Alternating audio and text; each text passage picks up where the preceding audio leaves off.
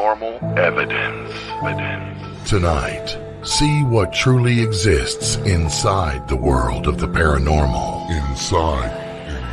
Join the discussion and review some of the best paranormal evidence captures from a wide variety of experienced and up-and-coming investigators. See and hear what they capture, where they captured it, and how they captured it. Right now on Entity Voices Paranormal Evidence.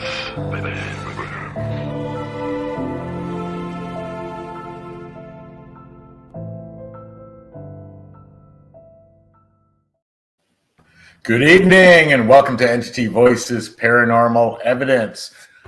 Half of us are back tonight. Yeah.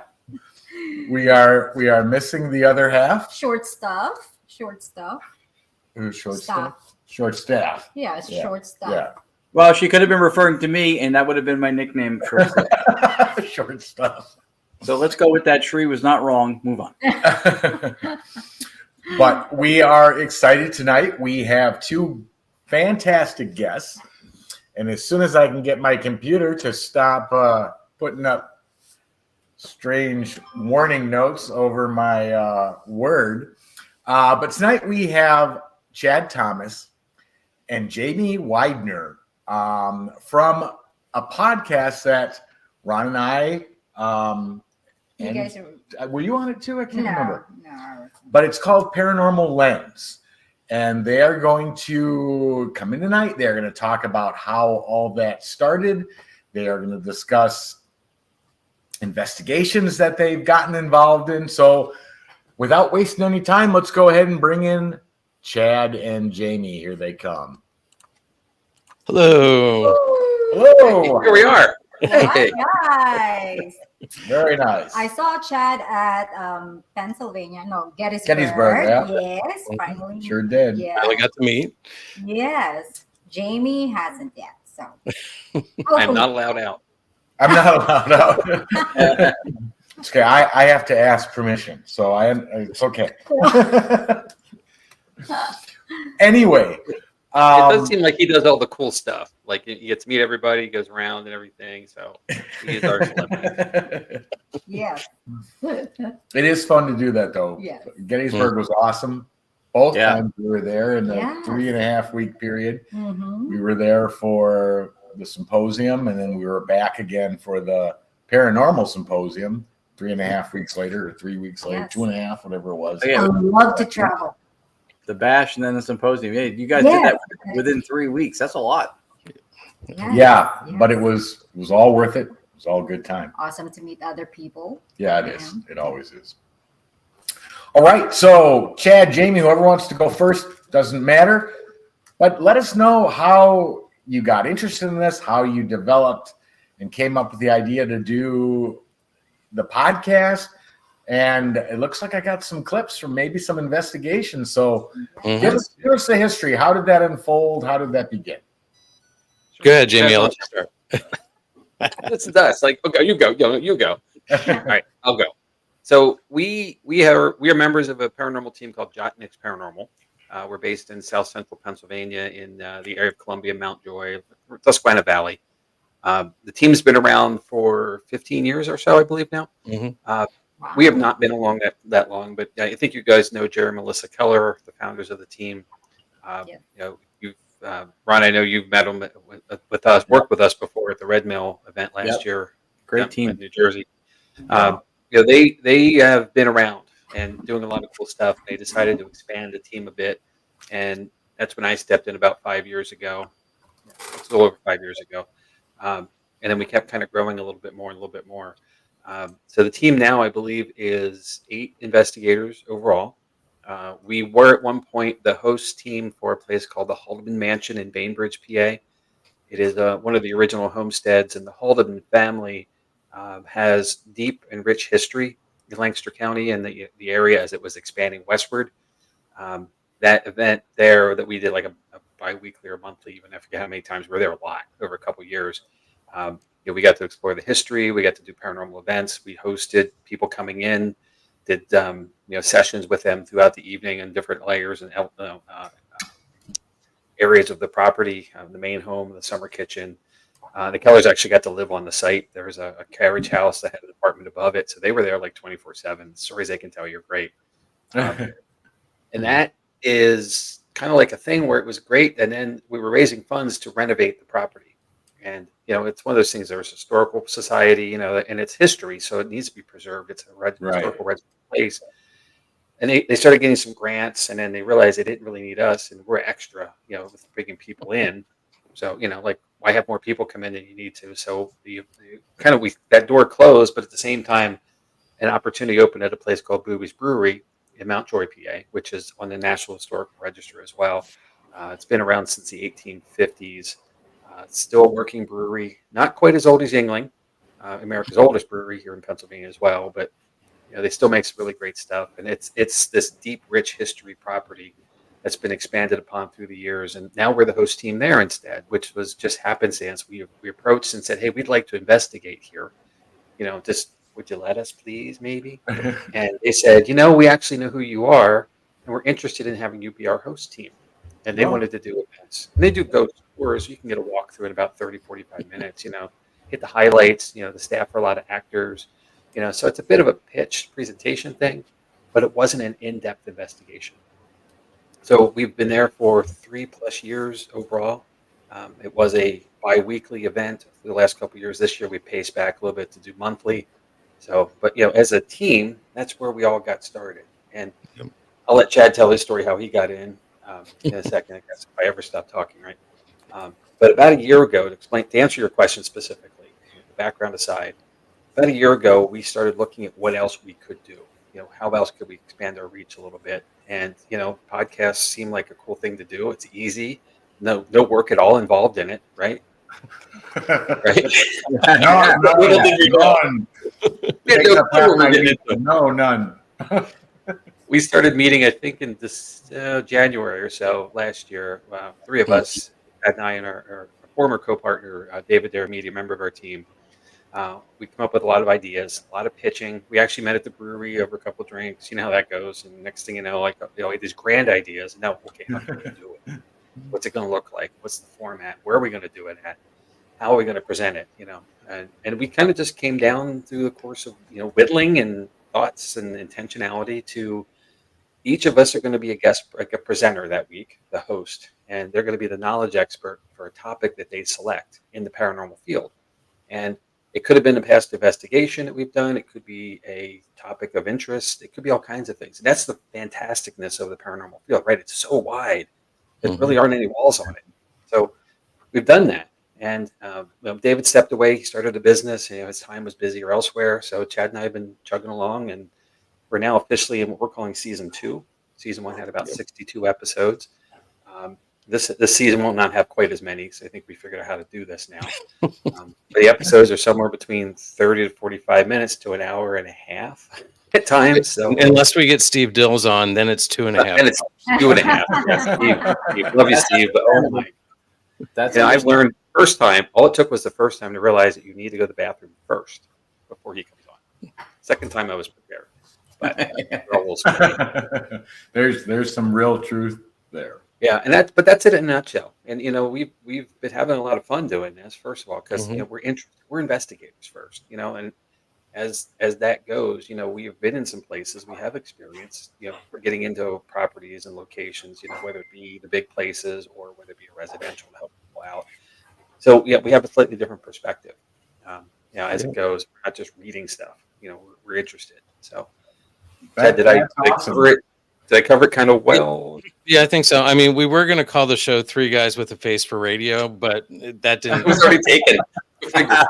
So we went with Paranormal Lens because of we're definitely looking into the paranormal and investigating it, and we thought it was catchy and couldn't find any other anything else out there called that, which was surprising. So we went with that, and it's a great name.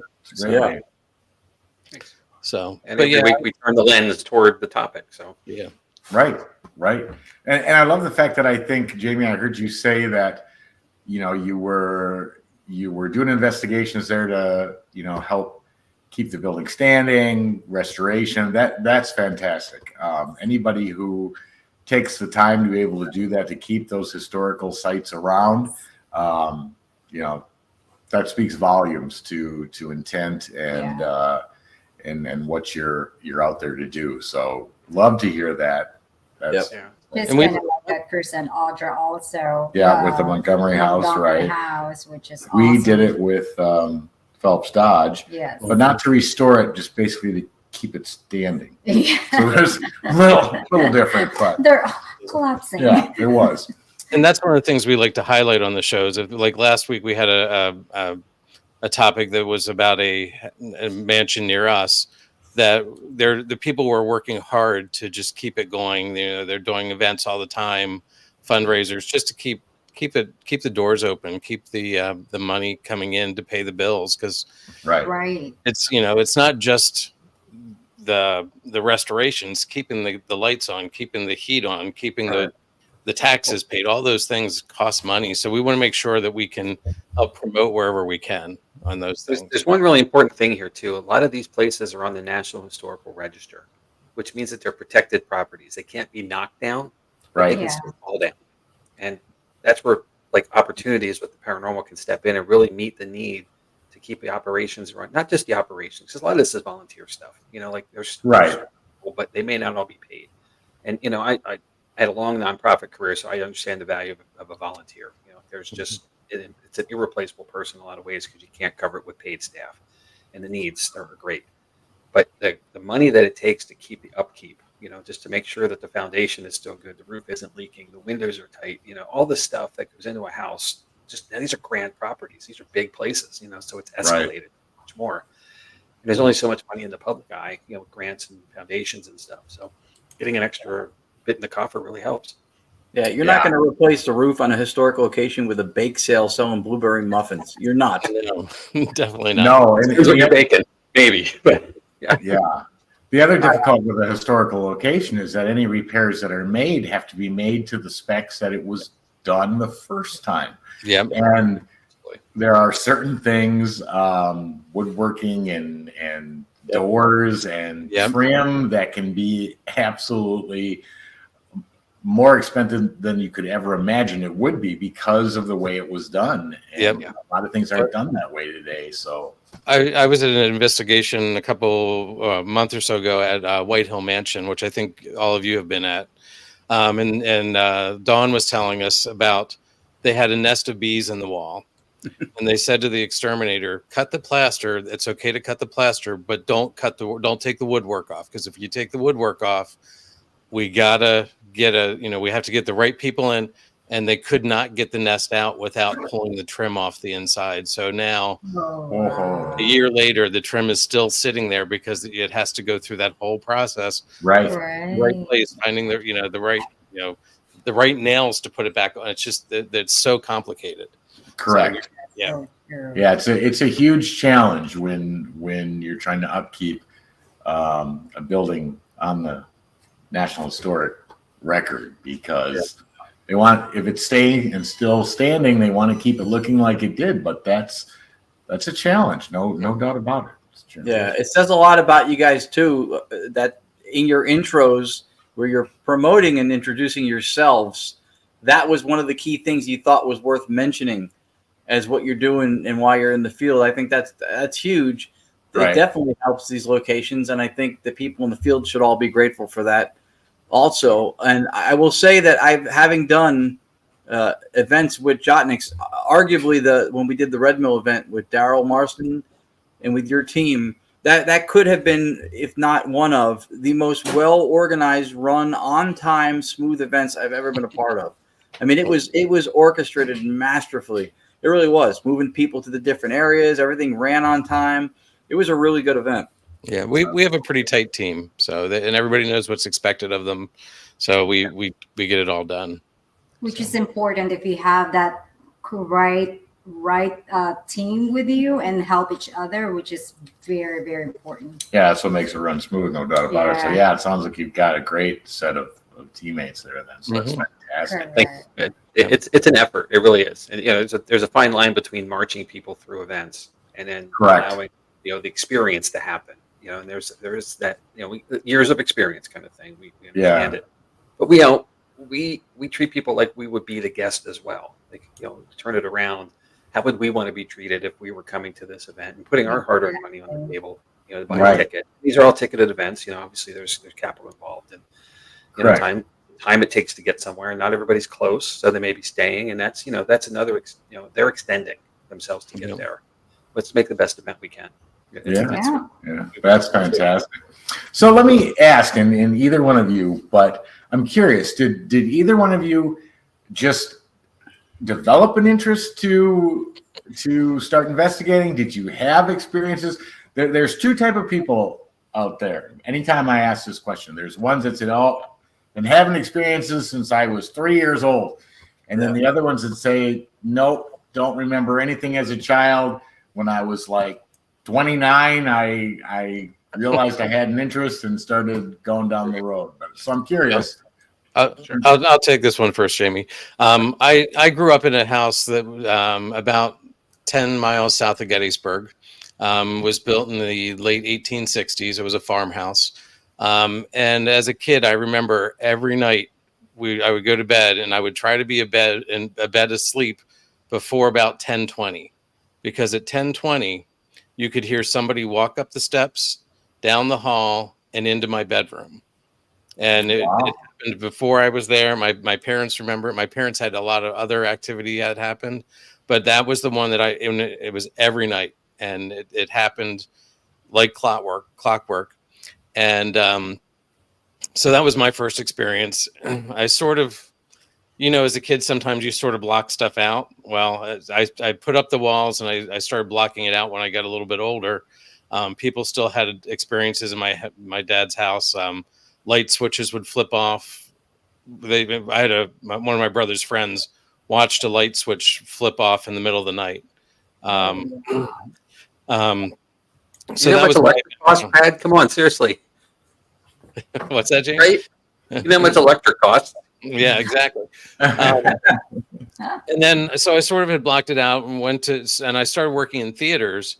And I worked in the Fulton Opera House, which is downtown Lancaster, in downtown Lancaster, Pennsylvania. And I had a couple experiences there that just sort of were like, yeah, I remember this now. And then, again, I got busy with life, and around my 50th birthday, I was starting to talk with Jamie and getting to know Jamie. And he's like, hey, I know you're interested in this. I will get you, for your 50th birthday, a ticket to JOTT-Nyx. Come investigate with us, see what you think. Well, I did that once, and then I started coming every investigation. Like, you're here often enough. Why don't you just bring your camera, be our photographer, and be part of the team? So that's what got me into it. So it's been a lifelong thing, just sort of in fits and spurts over the years. Sure. But now it's like as many opportunities as I can get. That's awesome. Yeah, that's awesome. What about you, Jamie? It's a similar story. When I was 7, we moved from a row home in Columbia, PA, to what used to be called the Hinkle House. If you ever come into our area, there's a Hinkle's Pharmacy is a big thing, and it's now a restaurant. Was a restaurant all along, but it's now just a restaurant and a gift shop kind of thing. But the Hinkle family owned the property we bought, and it still had a hearth in the kitchen. It was so outdated. There was a solarium in the back of the house, a glass curved roof kind of room. It was just wow. So we went through the process of renovating it. You know what that brings, of course. So as we moved in, the one thing I always think about was there was a stairwell that went up and turned, and a landing, and then turned again to come back to an open foyer at the top of the stairs with 5 rooms. And the 12th step up on the way up the first main stairs, and then around the bend, the 3rd step creaked when you stepped on it consistently. And as a 7 or 8-year-old, no big deal. As a teenager, I figured that out when I had to get in late. So I knew what steps to go over, right? Not saying I did anything I shouldn't, but just in case. Right. But I would be laying in bed, in the middle of the night, and I was raised by grandparents, so they were up early. They were never up late. And at 2 a.m, I would hear the steps creak in that sequential order of coming up, and eventually, the sound of something shuffling in the hallway, out in the foyer. You get up and look, and there's nobody there. And eventually the doorknob would rattle or stuff like that, and an old house. I get it. Maybe things are settling, but the steps in the order that they would creak if you're coming or going, Right. it's just too coincidental to have it consecutively. And that house just had a lot of old history. It was built in the 1880s, not quite as old as Chad's parents' house, but it's in that era. So a lot of opportunity. I know at least Mrs. Hinkle had passed in it at one, the matriarch of the Hinkle family. So it just started, like awareness, not necessarily interest yet, but getting older and just life happening. Moving in different places. I had another house where I wound up blowing my knee on and having to have surgery. And I had an office upstairs that I would work from home at. And this was long before COVID and all that stuff. So it's just, that was the room. Every day, same as Chad's story, around 3:30 or so in the afternoon, the front door, storm door, would make the sound of it opening. And then a few seconds later, the sound of someone walking up the steps. And then by the time it got to the top of the steps where I was in the office, it would dissipate. And, first thing I do is go look, thinking somebody came home early, no big deal. Never anyone there. So, Wow. Yeah, and that's around the era when like ghost hunters started breaking out and some other stuff. So they could just kind of turn the interest and the opportunity. And I just never took advantage of it though. Mhm. And Yeah. and ironically, my 49th birthday, Jerry and Melissa have been friends of mine since Jerry and I have known each other since 4th grade or 5th grade, something like that. So Wow. they were having a public event in York, PA. I treated myself for my birthday for a ticket. Loved it. Experienced a whole lot of cool stuff that night. And a couple of weeks later, they called and said, "Hey, we want to talk to you about something." And that was my invite, or at least my idea Nice. to come into the team. They liked the way I investigated. And, I don't know how, because I had no idea what I was doing. I just did what I saw on TV, Which, okay, that's a good starting point. And Exactly. we just went from there. And all these years later, we're still going at it. And it's still so fun. I mean, when you get somewhere, especially somewhere you've never been, how much of a blank slate it is. And how you don't know what's going to happen. I don't dig deep into the research. I don't want to know every nook and cranny and detail about the place. I want to have some mystery about it. And, let the place tell its story to you.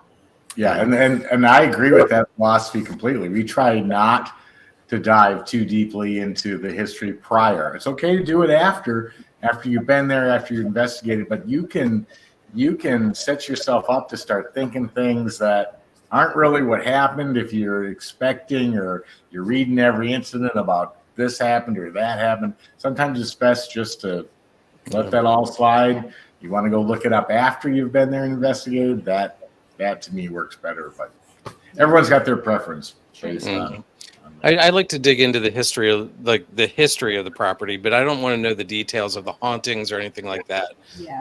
But I just want to have a basic background. And I see Steve Dills is in the comment now. So Yeah, I was just going to say that. So now we're going to go 3 hours tonight. Yeah, let's be comment. We're mixing at the midnight. We don't cut the Dills short. Right. Will not be denied.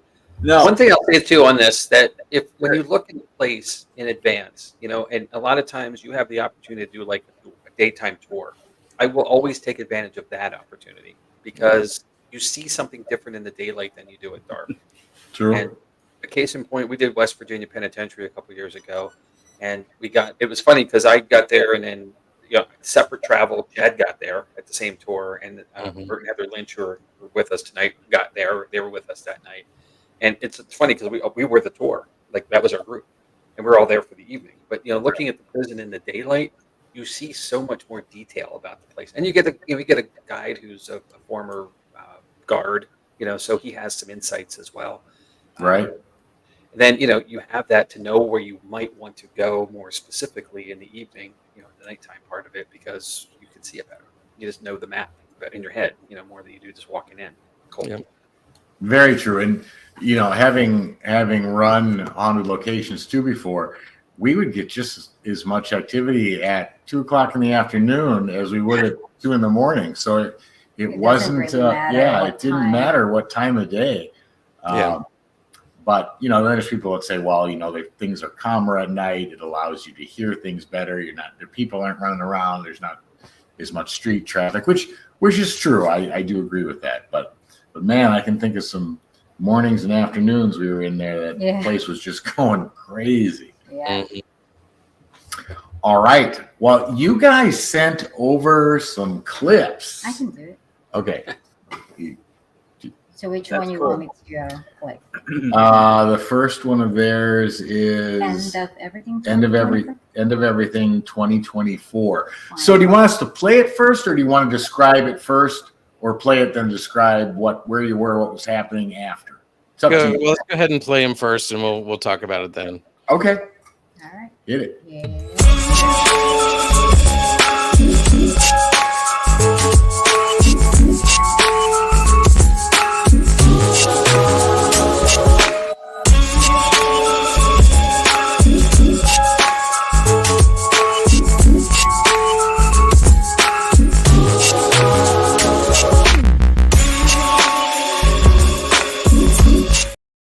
Sorry, she just ran the commercial.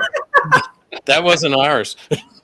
I knew that immediately. I'm like, I was thinking it looked familiar, but And operator. that must have been Chad's clip. Yeah, that came from Chad. all right. Well, we played our commercial. All right. Yeah. So is this it? How'd you pronounce this one? I'm Dills. Pretty much like it sounds. You Say pronounce, it. No, you say know, it. you pronounce it first. Bubes ballroom one? Or That would be boobies. I don't want to say boobies. That's You do actually. Yeah, that is actually correct. Boobies? It's the Boobies Ballroom. Anyway, Okay. go ahead, play. All right, we'll play it now. It's We only have a few minutes left here. We are going to leave. And we'll take a little bit of a break, and one more session will come back. So we're running out of time tonight if you'd like to communicate. But I can tell you the next session that's up here will be with David, and I know you like David. That's true. Can you turn the light on to let us know that you're looking forward to talking to David?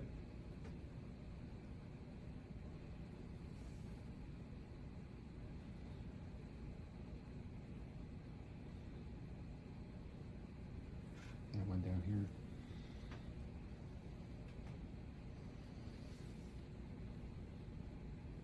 You can turn the lights on if you don't want to talk to David.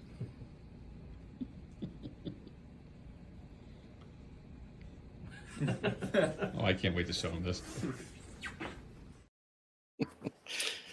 Very So- interesting. So that's in Boobies Brewery. The second floor is a ballroom. It used to be the family's living quarters. So we get interactions there with several of the children, some of the family members, and the David Daramidi, who we talked about earlier, who used to be on our podcast team, has a special place with the two girls there. He communicates really well with them.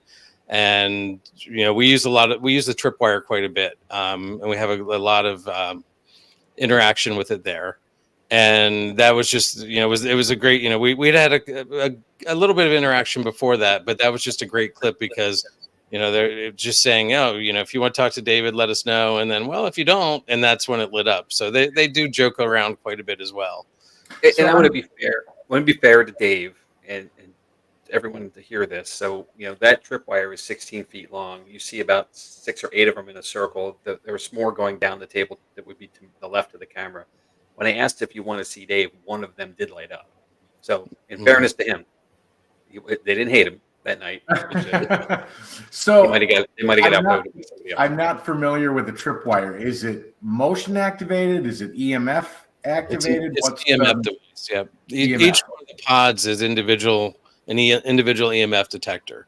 So you can get one going off, or you can get 4 going off, or you can get all 10 of them going off. Because I think it's 10 or 12 lights on a string, and there's a 12-foot string and a 30-foot string. So you can use them down hallways, things like that. So yeah, you can touch Very them, much they like don't a run go quad, off. you have multiple layer lights going up. That's Right, really- and they don't respond to touch, right? Correct. It's purely EMF energy that triggers them, and you could have them in a row. They're separated by equal distance, and they don't all go off. They can, but you could have just 1 or 2 go off, so they're independently operated as far as when they're triggered to go off. It's one of those things like the Cocos with the dead bell. It's one of those things that's operating off of a premise that's been used, but the concept or the design of the device is pretty cool. We've seen people string them along the wall. along the ceiling, make perimeters and stuff, and they do bring a level of excitement and interaction, I think, to the events. And the public events are great. Yeah, I've used them at a table where I put them around the table, so you can maybe get interaction where light the light up where you're sitting or things like that. So yeah, very cool. Great. That's great. Yeah, it's a cool device. We could use that down the hall of Phelps Dodge. I know, but we don't have Phelps. Because I'm assuming then if it was actually giving off EMF or electromagnetic frequency disturbance, and it moved from the first light to the end of the row, you'd see them in succession light up, right? Correct. Yeah. Hold that thought. Hold that thought. All right. That means let's take a look at the next clip. Okay. Clifton. Okay. Let's play this one.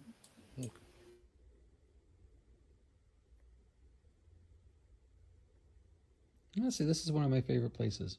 Maybe not this theater because I haven't seen a film here yet, but the movies themselves.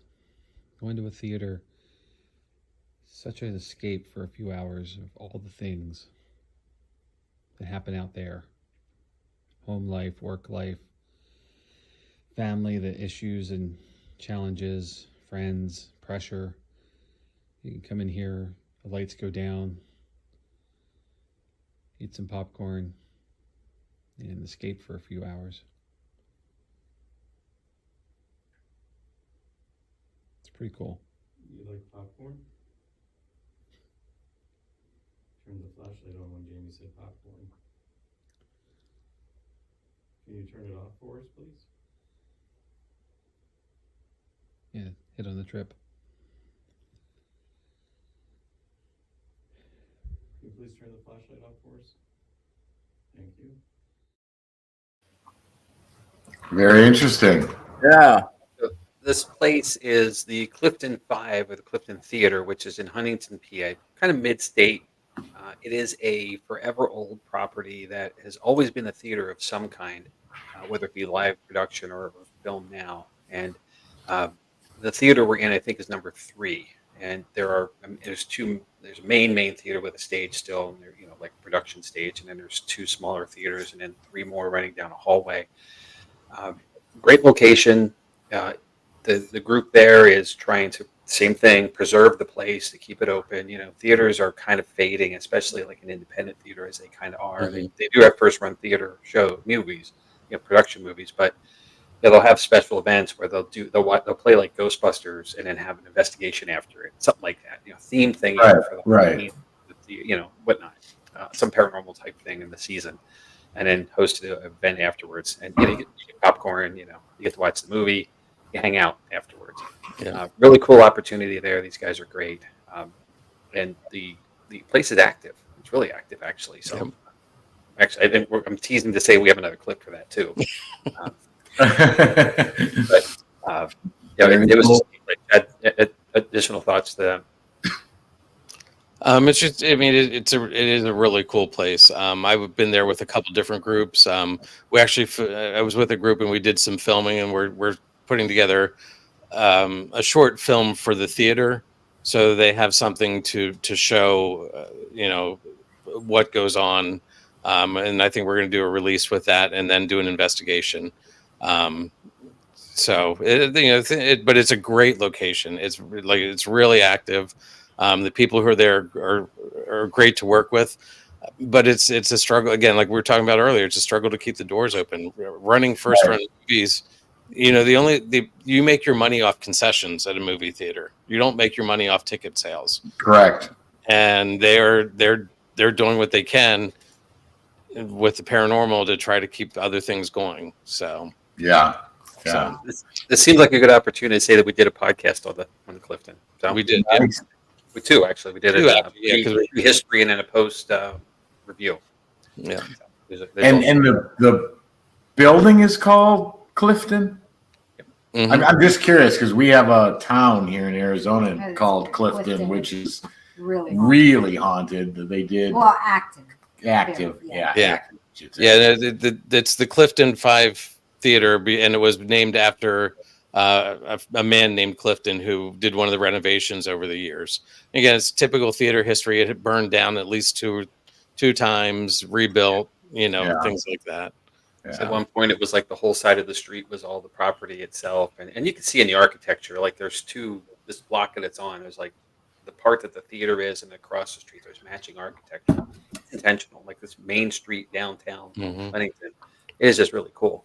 Yeah, and the history goes with it, for all of that. And it's one of those towns where they actually buried a creek and raised the street up to get the main street and grade level up. Yeah. Yep. Wow. And it kind of goes under the theater too. So here we go, running water. From like Right. Wow. That's awesome. Yeah. We're working on getting into the Ritz. I saw that comment. Jamie and I and the team are working on getting in there.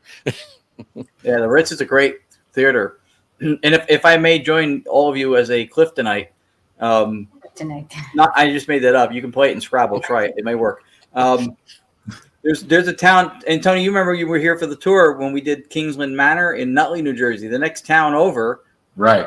Clifton, which is where the Red Mill is. Yeah. That's Clinton. That's Clinton. Clifton. Sorry, spelling matters, sir. I do have to point out though that you've got some strange names. So they were at Boobies. You just said that when we were at Kingsland Manor, we were in Nutley. And you said something after that. I'm like, okay, wait a minute. We won't even talk about the names around Lancaster County. Yeah, we got some Dutch names that are weird. So. We get kicked off, so we don't want to do that. Right. All right. So on that next clip. Yeah, this is Clifton. I think it's a part 2 of that video. Okay. Oh, cool. Yeah. I said the trigger the flashlight. Was it, the popcorn? Perhaps the escapism of a film to get away from the stresses and pressures of life. Not even that so much. Sometimes it's just a matter of just getting into something other space, seeing a story versus reading a story. Oh, you like that? Yeah, I get that. I like to read a lot too. I read a lot of books. And sometimes films don't equal the movie or the book at all, There's some really great stories that have been translated terribly to a visual presentation. There's sometimes when they're actually pretty good. When I was a kid back in the 1970s, my favorite film, and it was on TV. I did not get a chance to see this in the theater, but on television, was The Sound of Music. And thank you. You like it too? Good. It was such a great visualization, an epic film. There were so many epic films back then. The Ben-Hur was one I loved to watch. A lot of Charlton Heston films, obviously, because I think he had the market cornered on all the epic films. Moses. But they just don't make them like that. And even the adventure films, there were such big films like the Poseidon Adventure was one. Oh my gosh. It made me be afraid of boats for a very long time. Like what if that happens to me on a ship? And I've taken a cruise, so I've gotten over it.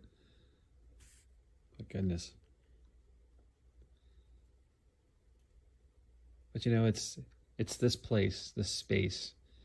It doesn't even have to be a show, a visual presentation, a theater production as well, with actors and musicians. It's such a great thing. It's such a great place to be, such good energy. Such talented people giving up their time. A lot of energy in the backside that you don't see. The production team that puts it all together. Yeah, that was every single one. Mm-hmm. Everywhere. Holy cow. Were you involved with the production team?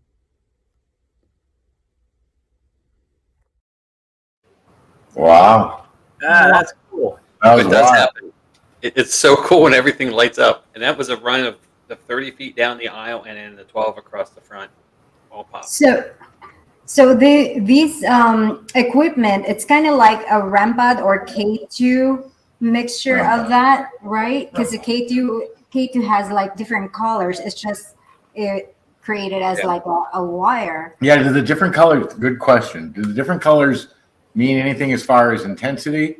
Yeah, it starts out with purple. That's the base color, and then just like a K2, it goes up to red, and it goes up through like blue, green, yellow, orange, and then red. Okay. Yeah, it's kind of like a K2 meter. Yeah. We're kind of outdated with all of our equipment.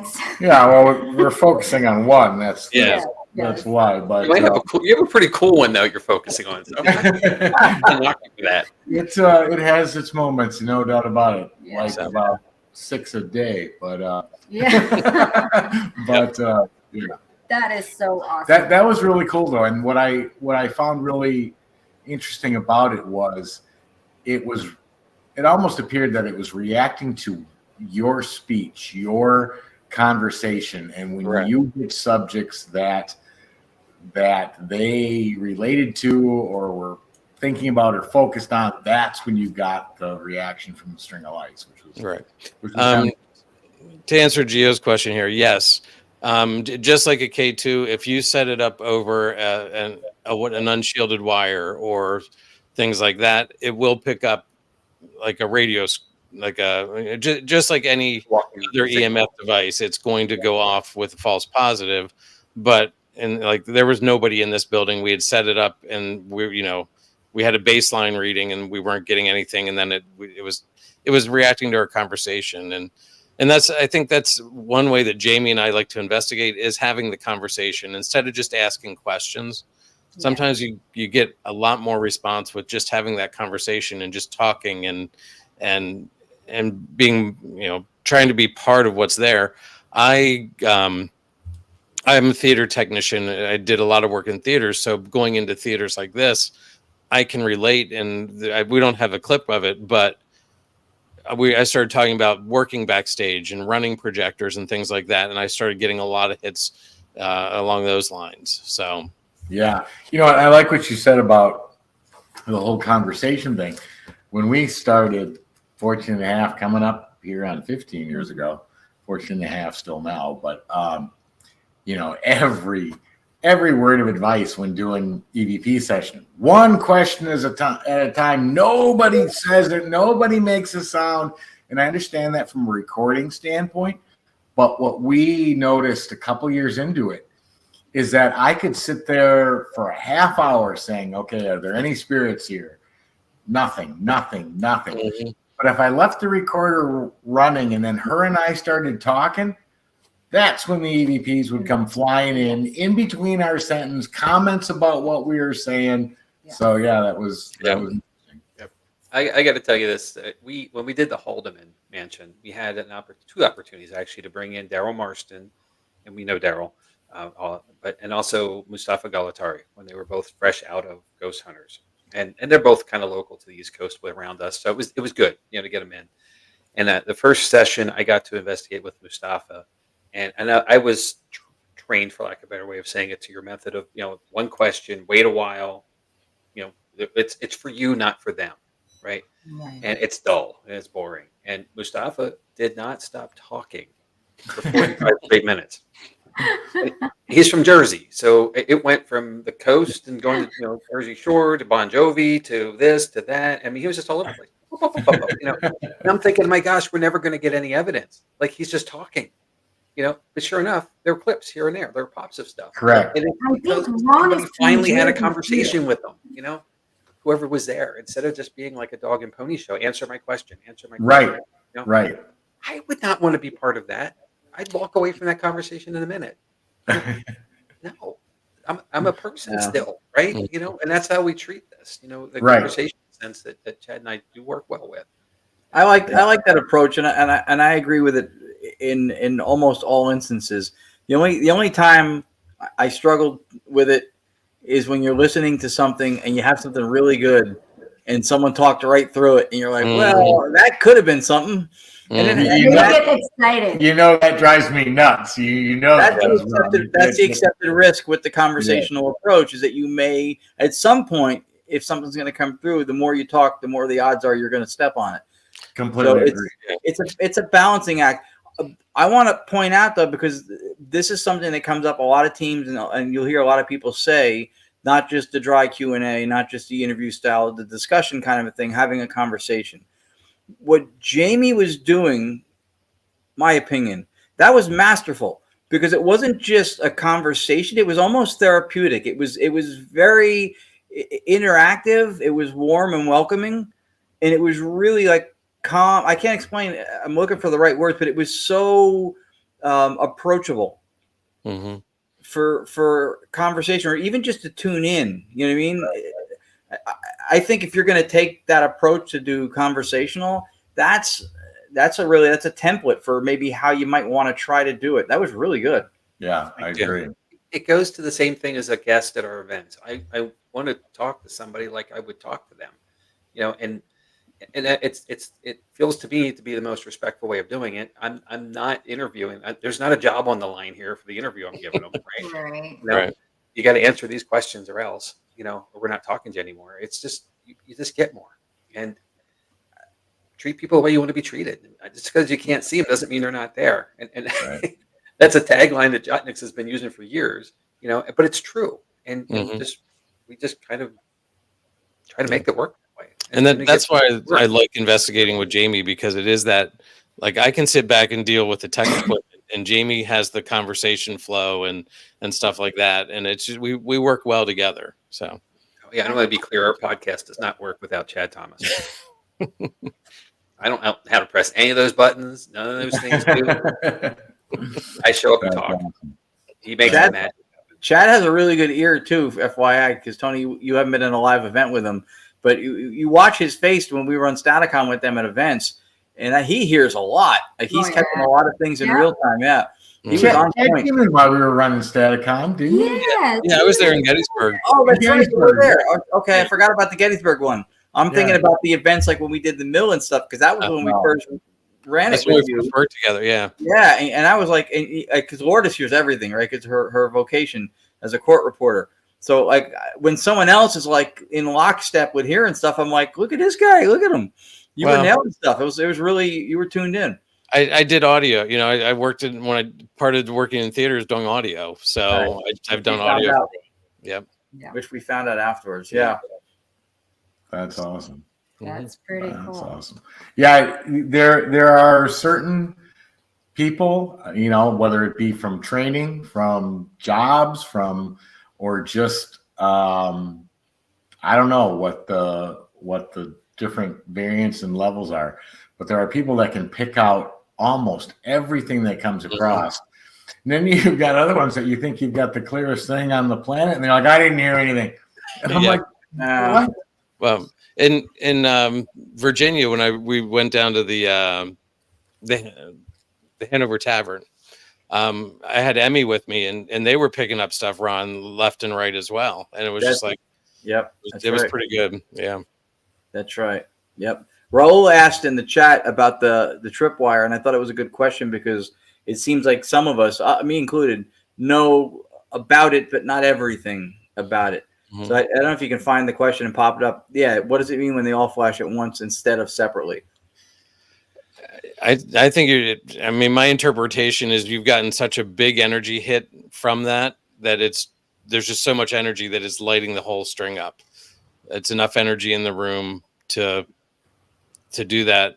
And I've seen it where it looks like a disco, instead, because that was everything came up to at one time and went back down together. Yeah. I've seen it where they're chasing in different colors and stuff like that, and I could feel the energy in that room that day. So that's my interpretation. Again, there's no instruction manual on any of the paranormal equipment has how it is going to work. We all know that, and it's a lot of its interpretation. True, but even from a physics perspective, I mean, in order for you said it correctly, Chad. In order for all lights to come up, that means there was a big enough burst of EMF to cover that whole span of 12 feet or 15 feet or whatever it was to make them all. if you're seeing colors change and chase each other, then that means instead of one big burst covering all 12 or 15 feet, you're getting waves that are shooting down, and then the lights are reacting as that wave flows through. So it's really cool to see the different things that you can get from them. Yeah, we've seen it too, where it's like the long chain, where it's gone down the line, where it's lit and ended, as it goes. It's almost like somebody walking the path right along the line of the cord, and that's to me that that seems to me at least, and this is back to interpretation, right? So it tells me that it's at least somebody's walking along with us, like here and moving, and where they're going, I don't know. Right. It's really cool. Very cool. Yeah, that is cool.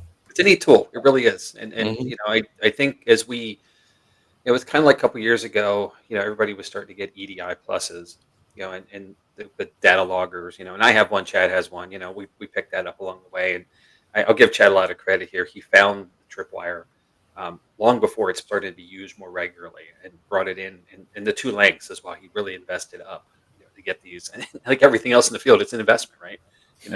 So, he brought it up and we started using it right away. We had results. It's just a neat tool. Mm-hmm. So this tripwire, is it also a sensor? It has a sensor? Yeah, each piece does, just like a REM pod, but connected. Yeah, each little cylinder, each little purple cylinder is a detector of EMF, so they can go off independently, or like they were saying, like a big burst, which I think Chad's assessment seems to be most plausible based on how it works. So yeah, it's fascinating to see like that second. That was really cool. Yeah. You think about a REM pod, you've got a puck, or a square, either way. You've got this physical box, that only sits in one place. You plop it down and you hope that you direct toward it. You go there and do this. Well, again, what if somebody doesn't want to do what you're asking of them to do, but they're okay to stay in the distance? And there's a lot of reasons why that might be. Right. So if you can extend the distance, the radius to them, it allows you to have more opportunity. True. Longer cord certainly lets you do a whole lot more. That's awesome. And you guys place this tripwire in the middle of the theater, like the seats, right? Right down the aisle. Yeah, right down the center aisle, and then across the front. That's awesome. Yeah, very cool. Yeah. All right. Well, the next clip we have is titled White Hill. Yes. Great place. Is this the White Hill Mansion? Yeah. Yep. Oh, I gotta watch this. Here you go, guys. All right, so this is a chair on the 3rd floor.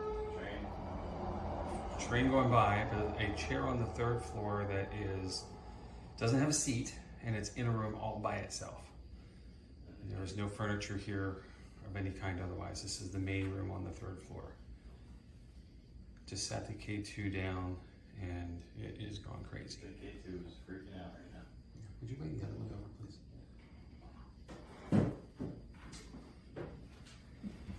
I'm going to move closer to it. Can you put it on the chair close to the area somehow? Here comes the second unit in.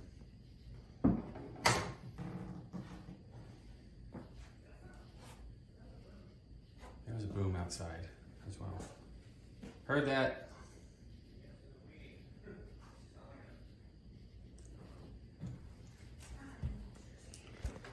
I'm going to turn on a flashlight so we have reference to what we're looking at. Now this is interesting that one device is going off like crazy and the other is not.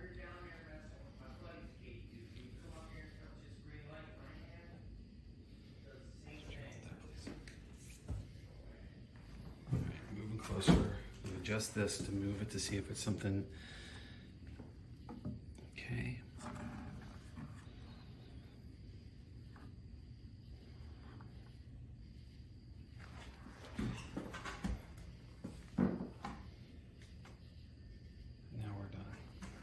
Interesting.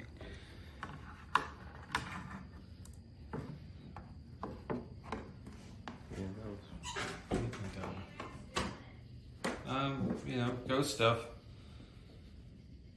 You say ghost stuff? Yeah. That's what we do. Yeah, that's what we do, you know. Alright. stop recording.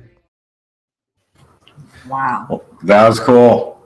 Yeah. I love seeing things done in places that you've actually investigated, because it just brings back that whole atmosphere of what the place is like. And in White Hill, for anybody who in the audience who has not been there, it's a must. It really is. Mhm. It's one of my favorite places to go. It's only about 2 hours away from us. Yeah. So Depends how fast you drive. That's not bad. 2 hours. Yeah, we're like an hour and a half from here.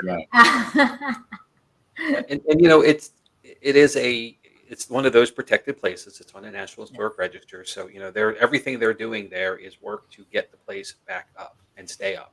And, you know, the paranormal is a big part of that for them. And they have a historical society, the Friends Society. Yeah, thanks, Jenny. Yes, that third floor, right? Yes.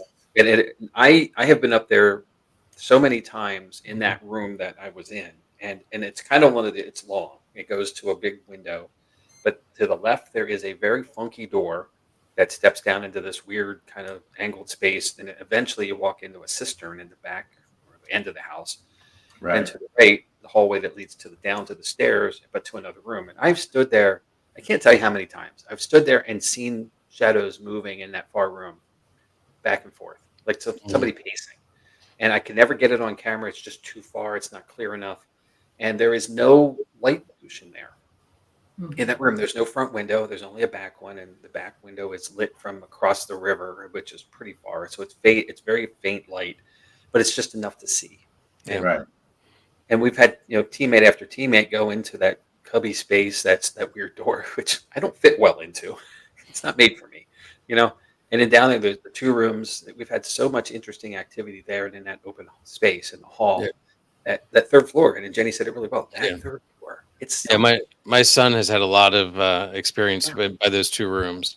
So yeah. I see Amanda is here with us tonight, a member of our JOTT-Nyx New Jersey. Do you have a sister team in Jersey? And they, every time she and Kelly go there, her partner, they have such activity in there as well and such experiences. So it's just a neat thing. Yeah. That's just a part of the house. You know, that's the third floor. And the basement is the room where I get the most activity. Yeah. The first time we were there, we had a picture fall off the I would say it came off the wall and the frame broke. On an angle panel, there was no way it fell. Yeah, and of course it was just out of frame of the camera that we had set up there. Of course. Remember you had that? Well, remember when Ron through DRV got the phone to ring? Mm-hmm. Yeah, the mechanical, the old bell phone. That sound came through the speaker like the phone was ringing. Wow. It was weird. And we had our friend Adam Nodler from Supernatural Investigation Unit. Used to be in Pasadena. Now he's out of the Portland, Oregon area. And he came out for a visit, and we brought him to White Hill. And he's as calm and monotone as it gets. Like completely just very calm. And he saw a picture frame of like an old flapper woman on the bar slide a couple inches while we were setting up. He goes, "Did anybody see that?" That may be the same. Woke him up. That may be the same picture that fell off the wall for us. It was a movie stand. It was a movie picture, like a poster picture of a movie. I think so. It was a lady like in a flapper outfit. Yeah, Ingrid Bergman is the star of this film. I remember that vividly. I'm like, of course, the younger ones in our group are like, "Who's Ingrid Bergman?" What? You know. Yeah, we didn't reach it. We didn't go to the basement though, right? Yeah, we did. That's where Ron ran DRV like a couple hours. That's Kreischer Mansion. No. We were in the basement there. We were in the basement of White Hill. White Hill's where they had they put the bar in. Yeah, White Hill is the building in white, right? Well, off white. It's white brick. Yeah, it was white once. 26. Yeah, remember the bar was down the stairs. Ron had DRV set it up on the bar. Yeah. Yeah.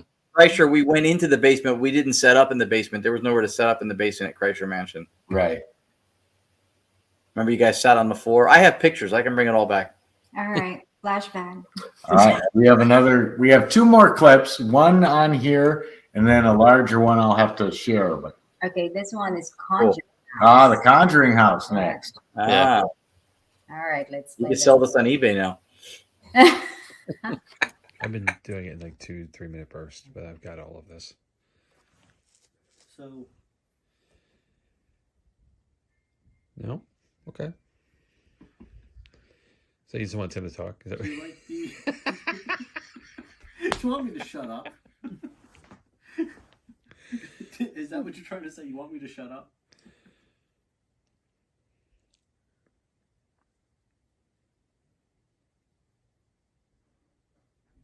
No answer. Okay. Do you like the music box playing music? I don't know. His K2's going up though. Why? Yeah. I'm gonna step out for a minute. That's not a bad idea. I need a break. Yeah. All right, we're gonna end this session Yeah. We're going to take a little break. just for a little break. We'll come back. We'll be back. We're here all night. We're gonna leave these lights here on the floor, You can play with so you them. can keep playing with them if you want. Feel free. Well, I'm getting spikes again. You can't break the lights, but even if you do, I won't be mad. No, Thank you. God, Thank you for your engagement. Yes, thank you. So thank you. We hope that you enjoy playing. You know, we have a ball over there for you to play with. We have the lights here you can play with. We have those lights you can play with. No. It was good actually for the light to come on and get the perspective. For some reason, I was thinking these things were like this big a piece, and they're not. They're It's about finger length. yeah. So it was good to see that aspect of it. Light came on. I wasn't on this investigation, Jamie. So no. Yeah, it was David, our partner David, and our co-host David, and Tim and Erica Bergen from our JOTT-Nyx New Jersey sister team. Just a small group, and the library there is this just cozy space, and book-lined wall, shelves everywhere around, comfortable sitting chairs, like just not folding stuff. It's an armchair. And I'm pretty sure Erica fell asleep, and she won't argue if I say it out loud. So we've already commented about it elsewhere, but it's that coziness in the room that allows you to do that. And we had some really interesting activity. The K2 part was really was just popping with. I'm sitting, so far off the floor with it, on my lap, basically on my knee, just going.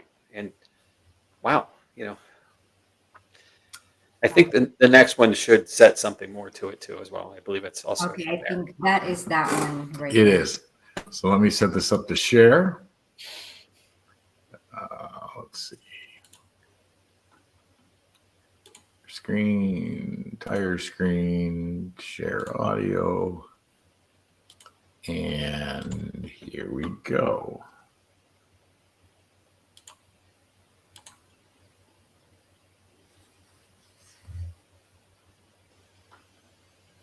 Is there supposed to be? Oh, okay, yeah, we can hear it. Over there.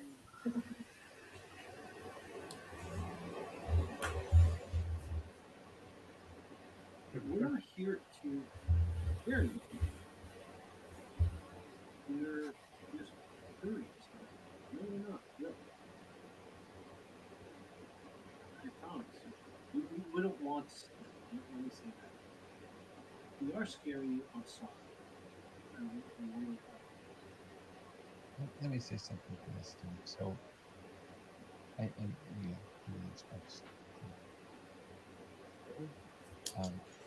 so we in my house where I live, we have 2 children who are on the spectrum for something called autism. It's a chemical imbalance in the brain, and it's complicated to some degree, but it's also very simple. They're special, and they have been asked lately a lot of questions about how they feel and how they're thinking and what they want, and it scares them both to have to talk about their emotions and their feelings, and to be honest about it to other people. And I sense that perhaps that's where you are as well. It's easier not to answer, or it's easier to stay guarded. than to answer this question that I'm asking. And we're not, as Tim said, we're not asking on any between malice in our hearts. We are very interested and very curious people. We want to understand you. Hopefully, you can understand us a little bit more too, as friends of yours. So that's where we're going with this, and I hope you can see through that to get to the point where a place you can answer and engage. That's what we're here for.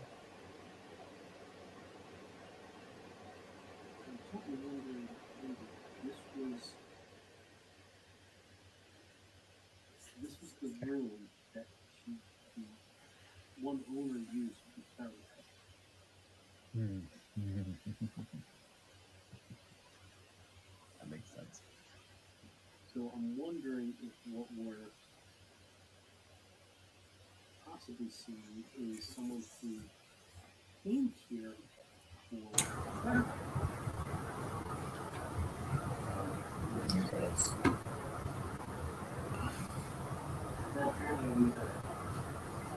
What that is again.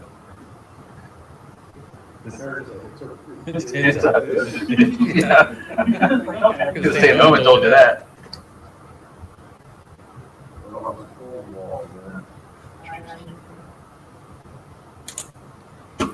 It is pretty cool. I love that. Yeah, that isn't. I like that device. That's awesome. So, for somebody that was watching tonight and they want to see more of what you guys do or get involved in maybe an investigation that you're hosting or want to come pay to investigate, how do they find you? Where can they find you? Tell them about your JOTT-Nyx Paranormal show and where they can find that and all the shameless plug time. Jamie, you're best at this, so go ahead. Oh man, well, yeah, thanks. Yeah, throw me at that. No shame. The one who talks the most should be the one who talks now, right? So the podcast itself is Tuesdays at 9 Eastern. We do it live on our Facebook page and our YouTube channel, and then the next day it's available on all of the usual outlets for podcasts, so Apple, Spotify, iHeart, Audible, the normal stuff. It is Paranormal Lens, and obviously we have we have season 1 already canned, and now we're working through season 2. We are slowly uploading season 1 to the outlets, streaming services. I'd say probably about half the season's up already, so there's probably about 50 episodes total. This week, tomorrow, will be number 10 or 12. I forget. I'm losing track. You lose track real fast with these when you numbers. I think we're 12. 12. Okay. So there's, and we upload pretty much every day, old ones, just to get caught up. With that being said, if you want to come hang out with us, we're based in Mount Joy, PA, which is South Central Pennsylvania at Boobies Brewery, Bubes. Do not type in another word. It sounds Yeah, it's the same. Not us. Don't do it at work. That is why Tony wants me to read it first because he's not sure. No, I heard him pronounce it. You tricked me. I heard him pronounce it at the beginning of that. We're going to have to send you a T-shirt. Don't worry. But with that, we're there monthly.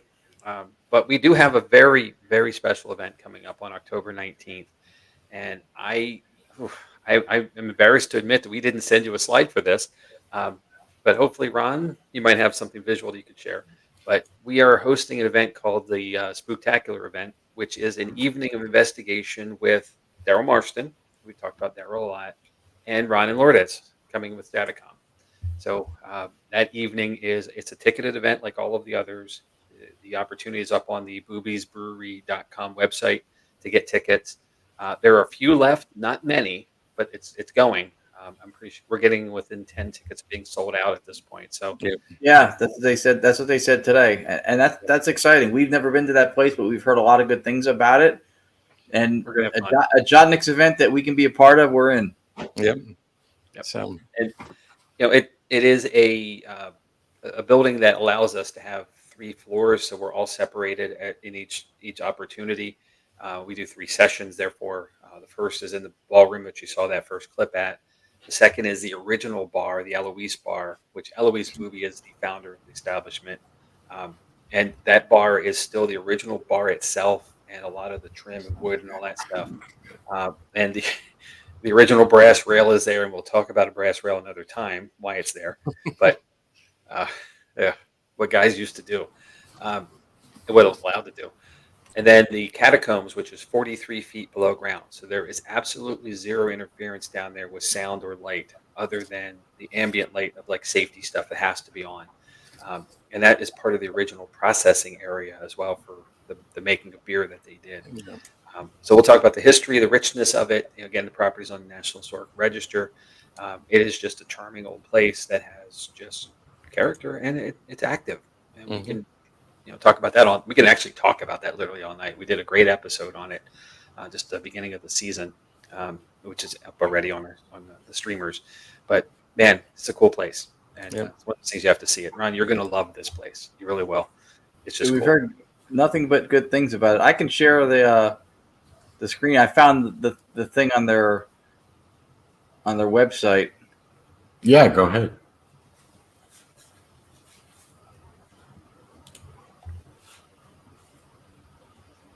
There it is right there.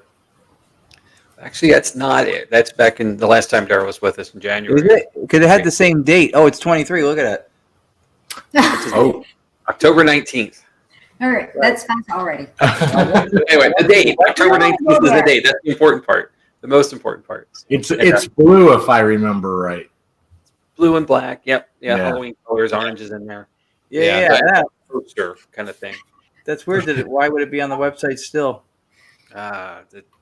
Actually, you know what? When I clicked on it, it's just so you know what, I'm going to share this just so everybody doesn't think I'm crazier than they already might, and that's okay. But just so you don't think like, how did he not see it was the wrong year? Check it out, right there. Investigation special. What does that year say? October 19, 2024. Oh, and then when I clicked on it, it went to the old event in 2020. So you can travel back in time at this event. Yeah. Not a lot of people can offer that. And you do often when you go there. It's like a time capsule. So, so there's that. So, and one of the great things about that place is it is 3 separate floors. So, and you are far enough away from each other that there is no noise pollution between the investigations, which was something at some of these the mansions and things like that. You can still get noise pollution, but especially down in the catacomb, you're not hearing other groups investigate, which is really nice. That is nice. Down there. So. That is nice. All right. Well, I'm going to First, hold on. Okay. I want to thank Chad and Jamie for taking the time to come on tonight to speak with us, to show their clips. Just fantastic. Love what you guys are doing. And then I'd like to pass it over to Ron to let the audience know what came out today, what was released today. Yes. Well, I had Mexican food. And you don't mean that. Sorry. This explains where Lourdes is right now, right? Exactly. She's still recovering. Yes, and I appreciate that. I also want to say, too, that it was awesome to have you guys on because you guys are two of the people who are operating selflessly in the field.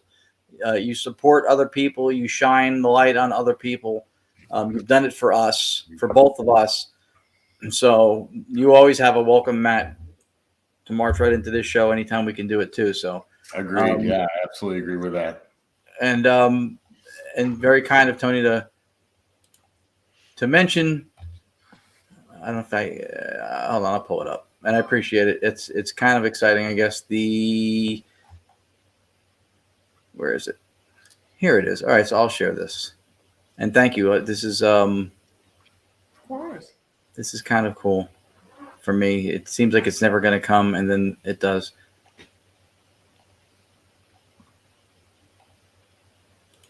So there it is. Book 5 officially drops tomorrow on Tuesday, but it's available on Amazon now, and all my books are an Audible version now, as well as Kindle and paperback. You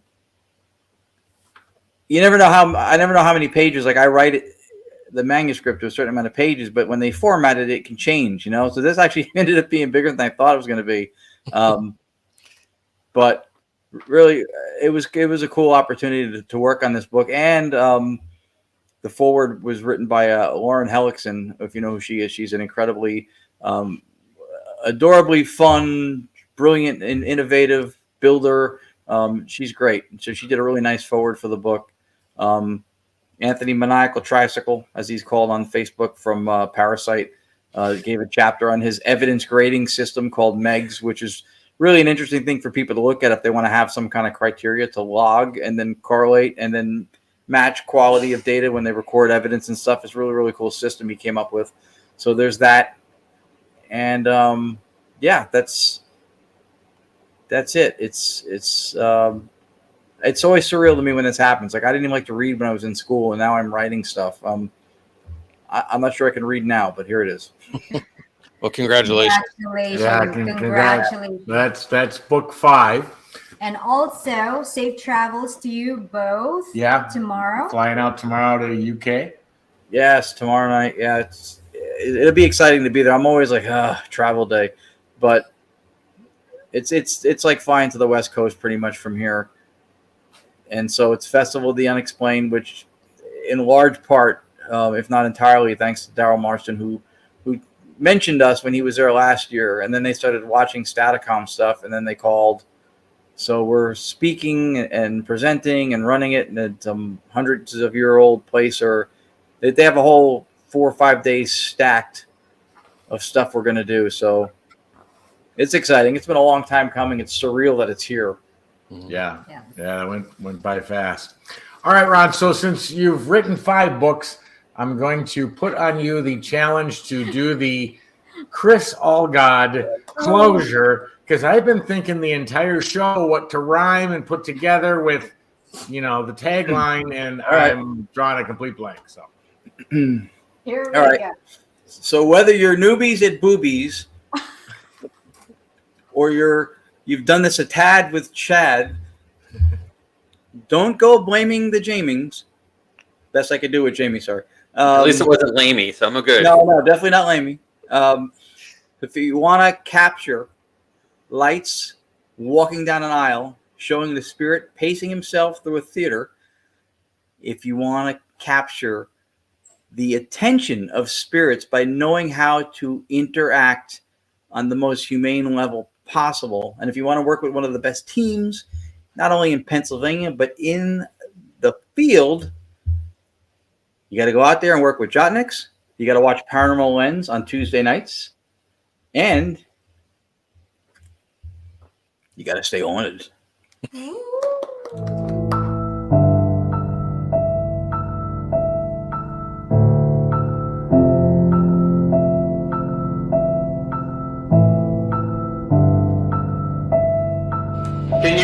Can you give me a name? What's your name?